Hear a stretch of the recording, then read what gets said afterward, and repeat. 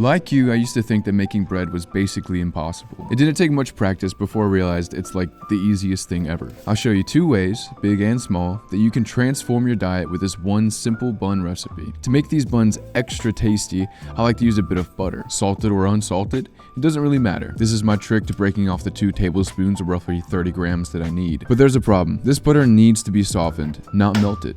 To do that, I just place the cube cut side down on a plate or in a cup and microwave for 8 to 10 seconds. Still firm, but the residual heat will work to soften it. Now on to the fun part. Half a cup of water, and for richness, milk. I'm using whole milk here because that's just what I have, but it wouldn't make too much of a difference to just use whatever you have, including water. Since this will be the bath for the yeast, I need to make the bath extra warm. The scientific explanation for this is that cold bath water is not fun. 40 seconds in the nuke box gets it a little too hot, but by the time I'm done mixing in some honey, about a teaspoon, for the yeast to feed on, the temp should be just right. It should feel relaxingly warm. These little guys have no idea they're about to experience the best spa day of their lives. And the last spa day. I stir the yeast around and let them do their thing. In the meantime, I address the main component of the buns, the flour. I prefer to do a mix of whole wheat and all-purpose, as the fiber in the whole wheat drops the glycemic load a bit. But you could just use 100% all-purpose if you prefer. About 1.5 cups or 180 grams of whole wheat flour, 2 cups or 240 grams of all-purpose flour. Salt, of course, about 1.5 teaspoons or 9 grams, and mix. Okay, so let's check on the yeast. Looks and smells yeasty boy. Right. Time to crack down on the yeasty party with 1 whole egg and stir around to break up and incorporate the yolk. Wet into dry and mix. Once the dough starts to form, it's time for the butter.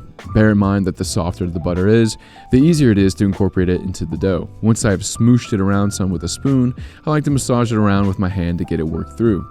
Done. Dough is made.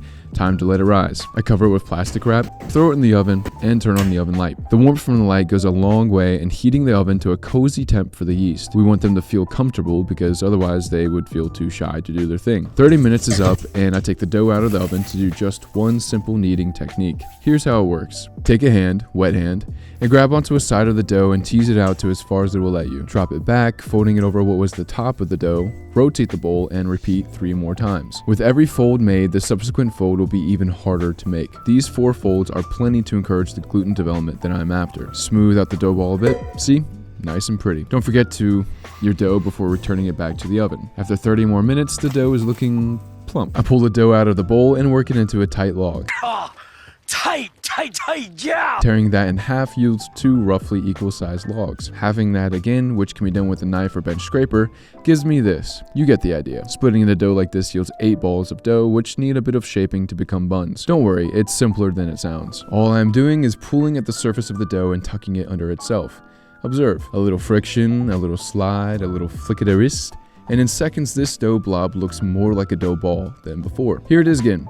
The base of my left palm and the edge of my right pinky are what's really doing the work here. But if that still doesn't make sense, here's another way of looking at it. I'm folding the dough into itself and tucking in the slack to make it more and more taut until the surface is smooth and a ball is, well, a ball. And if you find that you are bad at this, just know that I was too. It takes practice. Besides, an ugly bun is still a bun, and I've eaten my fair share. I load these up on a parchment paper lined baking sheet, making sure to give the dough balls plenty of space, and finish up the last few. Now we're ready for a proof, or in other words, a final rise. This step will grow the buns to be a bit bigger, as well as help them develop a light airiness. Enough plastic wrap to cover the buns. I like to spread around some oil on the wrap to help keep it from sticking, and let these set on the counter for 45 minutes. In the meantime, I set the oven to 375 degrees Fahrenheit or 190 C. After the 45-minute proofing time, the buns are looking well risen, and it's time for some egg wash. 1 egg yolk and about 1 tablespoon of water mixed together. Yes, I'm using a paper towel as a brush. Why?